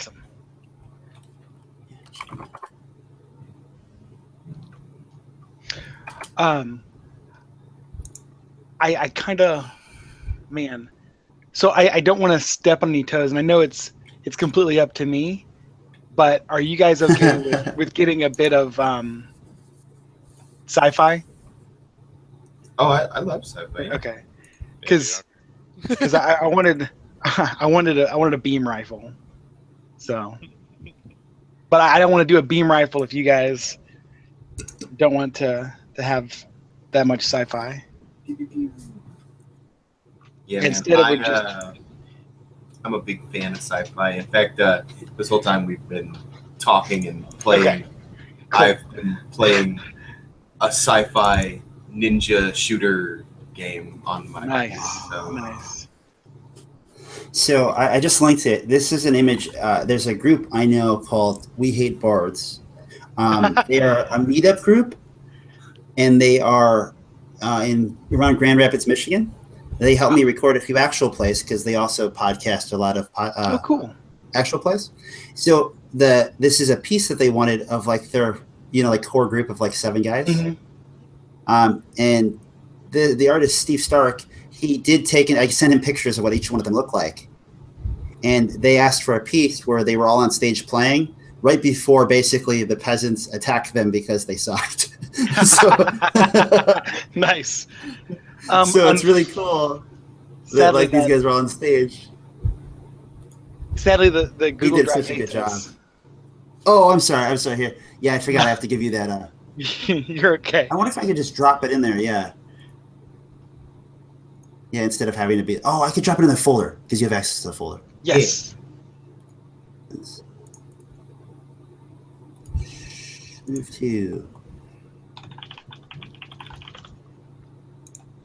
online games.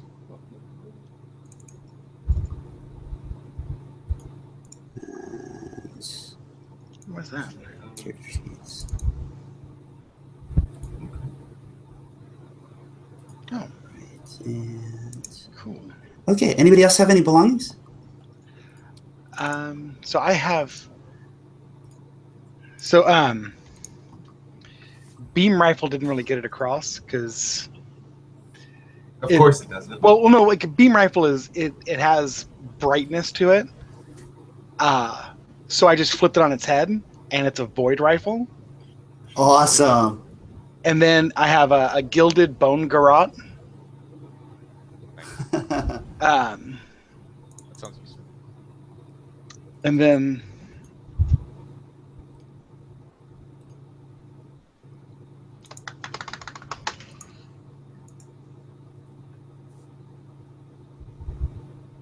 And then that's when the Fire Nation attacked?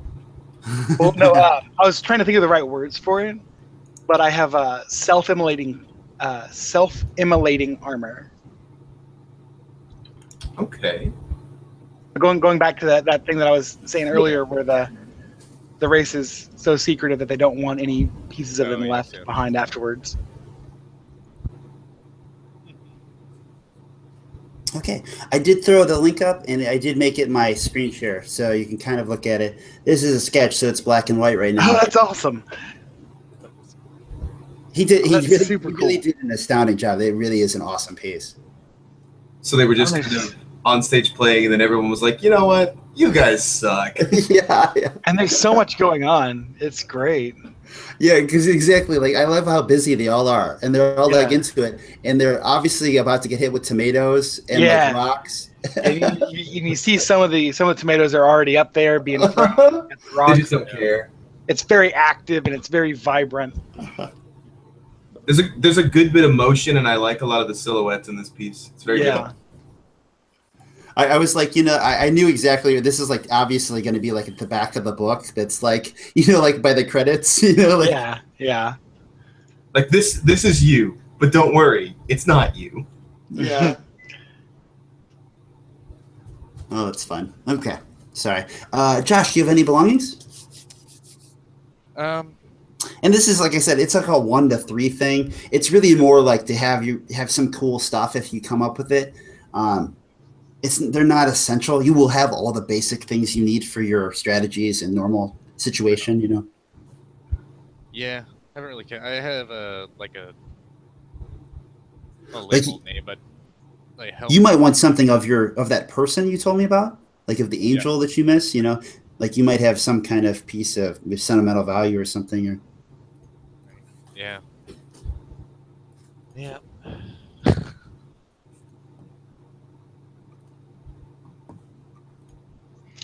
Sycophant, the right word? I think something that'd be really cool.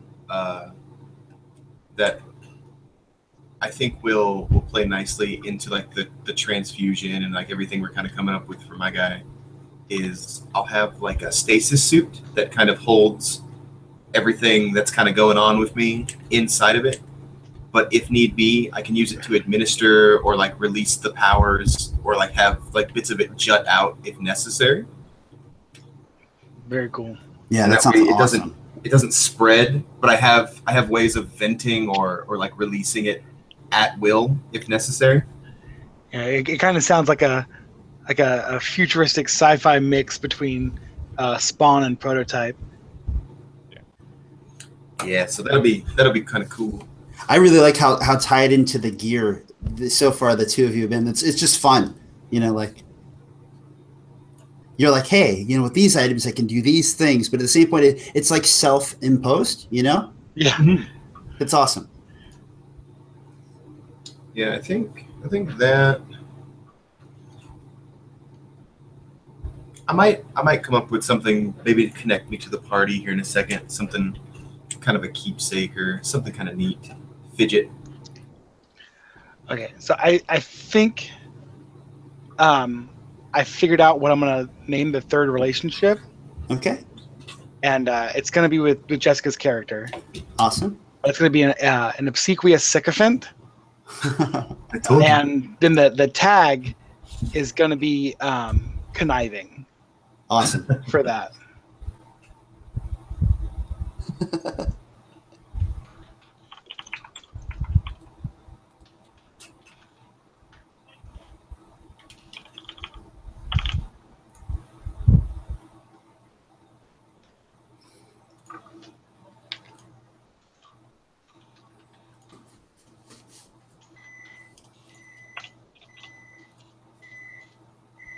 So a question for you three is, do you think each of you could give me a copy of your character sheet easily?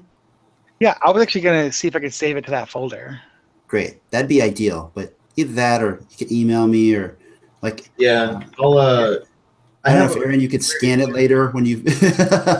well, because I don't use Chrome for anything at all, and Firefox actually just recently removed all app support from its browser, which was really weird. I don't know why they did that.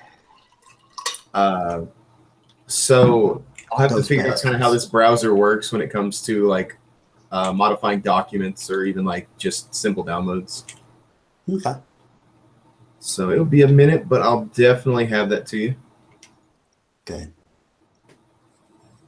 Yeah, I'm just gonna. Yeah. Let's see. Yeah, through your email, you should find that folder eventually. You should be able to probably share through that. But if you run into any trouble, yeah, I can give you my email or whatever, and you can send it to me. Okay.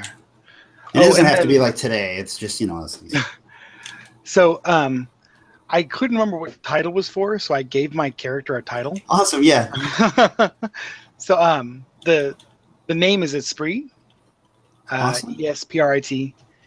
And the title is Knife in the Dark. Oh. And then the the true love's name is Isperia. Awesome.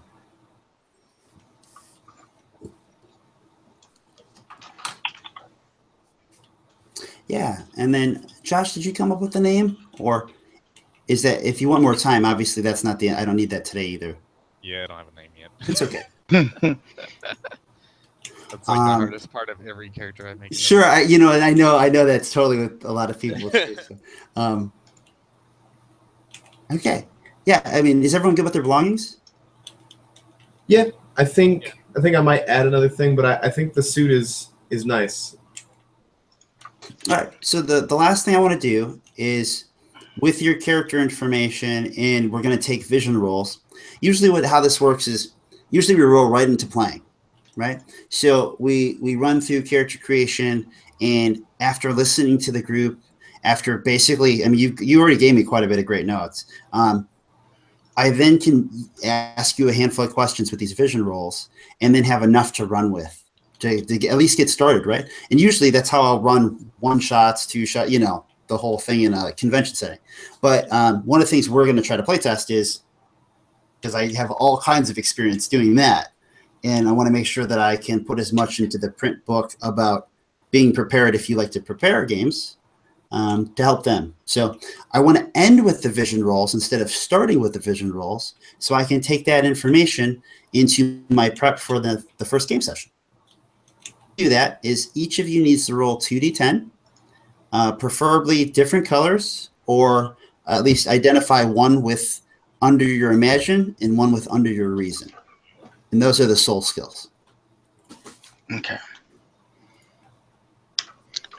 I don't know if you have the Hangouts application up. Mhm. I'm gonna go ahead and roll them in there because I don't want to try to find 2 dice. Yeah, go for it. Go for it. If you need me to, I can roll dice for you too if you want. Well, I was gonna say, if you go to Wizards website, they actually have a dice roller. Yeah, no, I Put it in the chat. I have a number of different ways to roll dice. This one is something that everybody can see.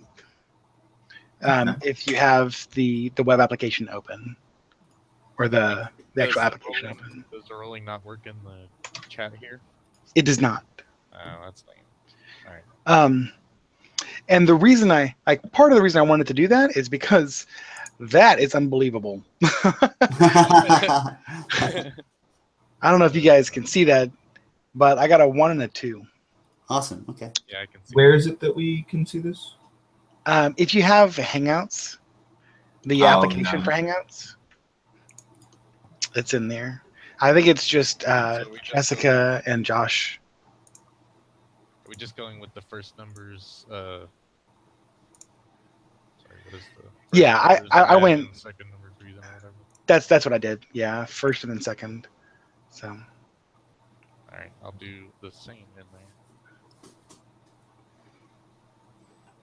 Let's see what happens. And then I just need to know how many Oh. successes you got. Is that bad? Oh. No, that's horrible. I don't think you got any success. And so with this system, it's anything at your number or below? It's Just just under. below. Yeah. Just below? It used to be at or below, but non-gamers find that really confusing. Yeah. Okay. Gamers find that confusing when it's just under. So Yeah. But gamers are also But better at least- equipped to adapt to it. yeah, exactly. Yeah. You know, I go to a con and I play with 15-year-old and his grandmother, and they struggle with the equal or under, and I have to say it all a bunch of times. Yeah. Like, well, it's up or down, right? It's like, well, no, you can be like at a middle ground too. All right, so I got a success on my imagination, but I failed on my Reason? It's okay. My reason. And just tell me how many successes you get. So you have 1, Chris. I have 2 successes. Okay, and then Josh. Yeah, I got 0. Okay, so what we do is we go from least to most, and I have 2 questions for you. I have 1 question for you as the player, and 1 question for you as your character. Let me find my page to make sure that I'm asking you the same questions that everyone would ask you.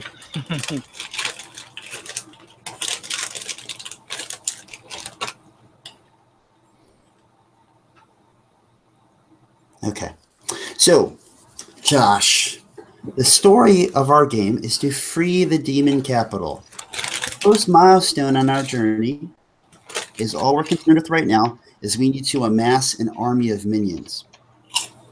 So what's stopping us from amassing an army of minions? And this can be something you blurt out, something very obvious, or something more detailed. But you have, like 30 seconds.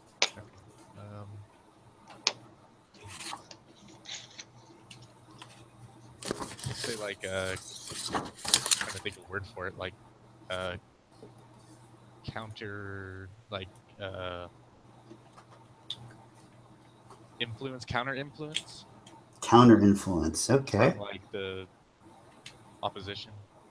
There is a counter influence that is stopping us from amassing an army of minions. Okay. If that was happening to your character and your character wanted to amass an army of minions, what would your character try to do to make that happen, even though there's a counter influence? And you could look at your strategies for an idea. Yeah.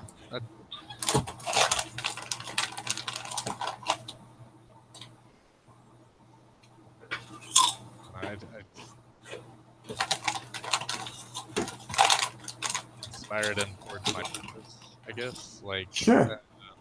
Yeah. No, that sounds perfect. You would inspire, and what did you say? Inspire what?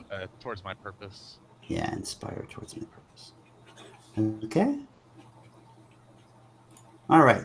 Now, he had no successes, which means I get to give him a temporary tag for the length of this milestone.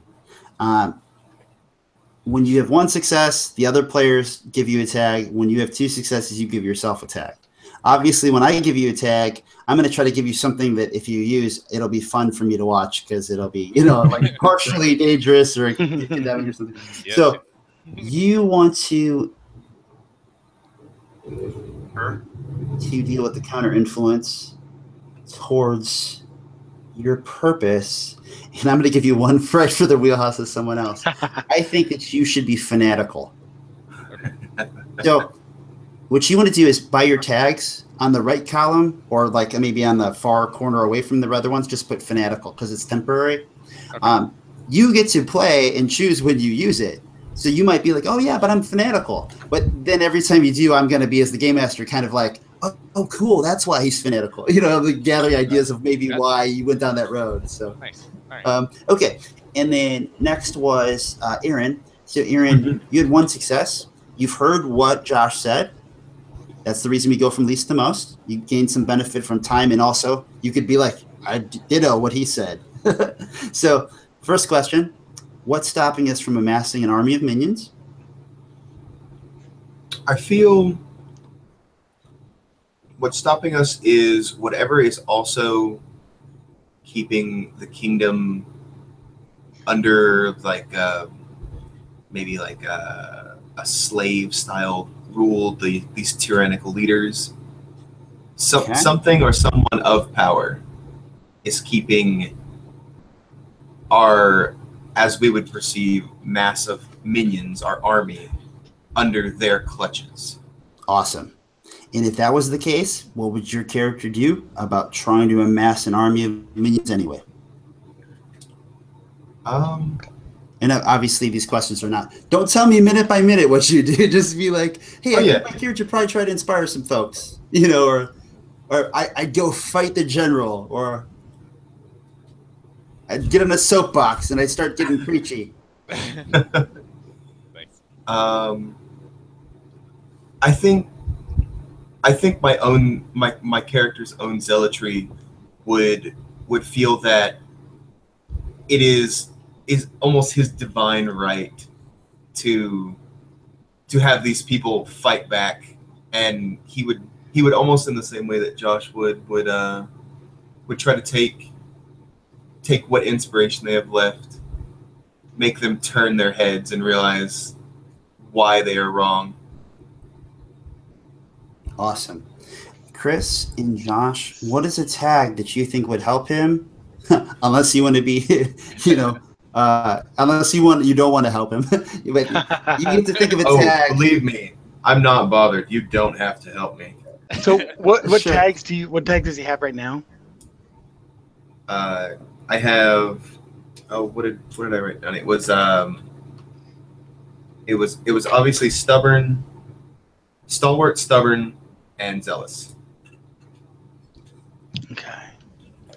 Don't forget, we also know he's a character that is worried about corruption, who has a symbiote that empowers him if his will is strong enough. Oh man. The good news is that tags really are generally framed by the players, so it's not necessarily something that I can really hold against you. I can, just not. I'm not actively trying to, and you usually can make sure it doesn't happen. Right. I mean, I'm thinking like something inspirational.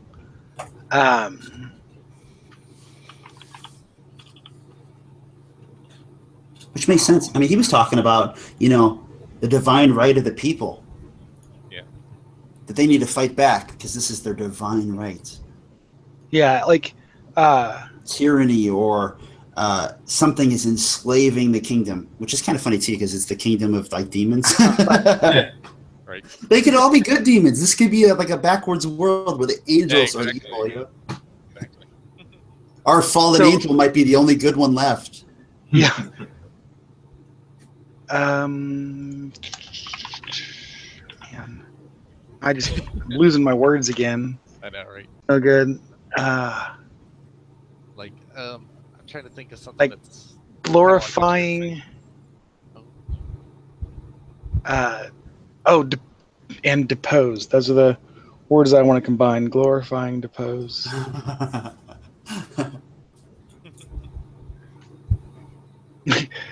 And the only way I can think of it is glorifyingly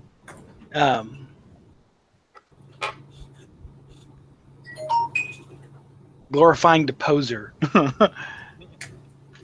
Glorifying deposer. Oh, Josh, are you okay with that? Yeah, I'm gonna go with whatever Chris says on this. 'Cause I'm lack for.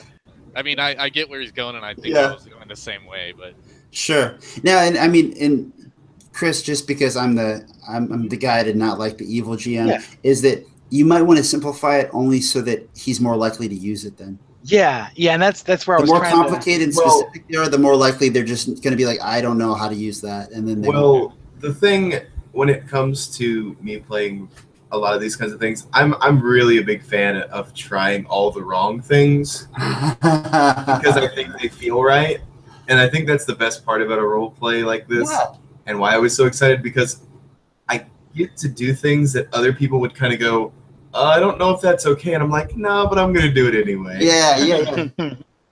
Nice. Yeah. You will make this an awesome experience for all of us then.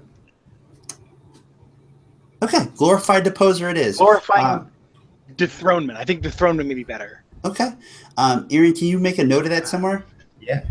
Okay. And then last but not least, we have Chris. So Chris, what is stopping us from amassing an army? And again, like I mentioned with the other two. Go ahead. I'm sorry. Go ahead. You had an answer. You ready? Yeah. Soporiferous aura. So like a sleeping, is that seeing like a. Oh. Yeah. Like the demon prince is has like an aura of soporificness. It's soporific. Wow, that's really cool. So everybody's kind of like lethargic and right. He's making everybody apathetic. He basically, okay, yeah. I like what would your character do to amass an army anyway? So set up a series of linchpins that can slowly over time fight the soporific aura in a way like that ley lines almost, but as people. Yeah, kind of like like setting up like ley line linchpins so that when the time comes we can strike a chord and invigorate the populace into revolt.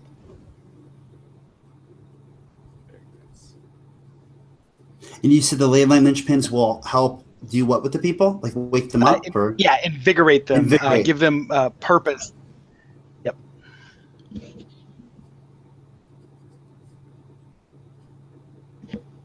Awesome. Okay.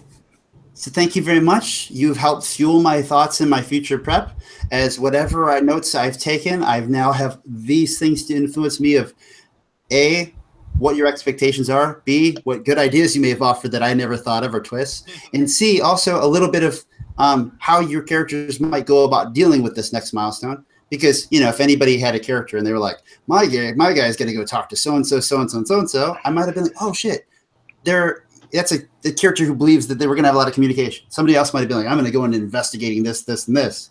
And I'd be like, oh, I didn't realize you wanted to investigate. And somebody else, if everyone said, hey, we're going to fight our way through the army to get our own army, then I'd be like, oh, I guess that's what they want the session to be about. So that's the benefits. So for the tag, Yes. I was going to write down an invigorative linchpin. Yeah, for sure. Like, or invigorating ley lines. Yeah. Maybe better. Okay. You probably, or invigorating ley lines or invigorating linchpins.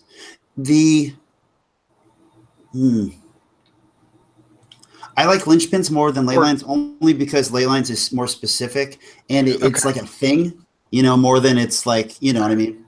Maybe catalyst then? Like an idea, like maybe catalyst, maybe better. That's a really good word. Yeah, why don't we say catalyst or like the catalyst? And because usually they're just, like or just catalyst. yeah, because I mean that's kind of what it is you hope to set up a catalyst in a way in many different ways, a catalyst event to yeah, I like that. Cool. All right, guys. So we have dream mapped, we made characters. I hope you enjoyed the process. If you can, get me your characters either in that shared folder, or should I give you my email now, or how would you prefer that? I think the shared folder's nice. I could put it in the. Yeah, Okay. I could put it right. I've already put. All right. If you have any trouble, just let me know or let Chris know, and we'll get that figured out. Okay, I think we're good to go, guys. Thank you so much. Thank you. Any questions? Anything less that I need to answer? Or?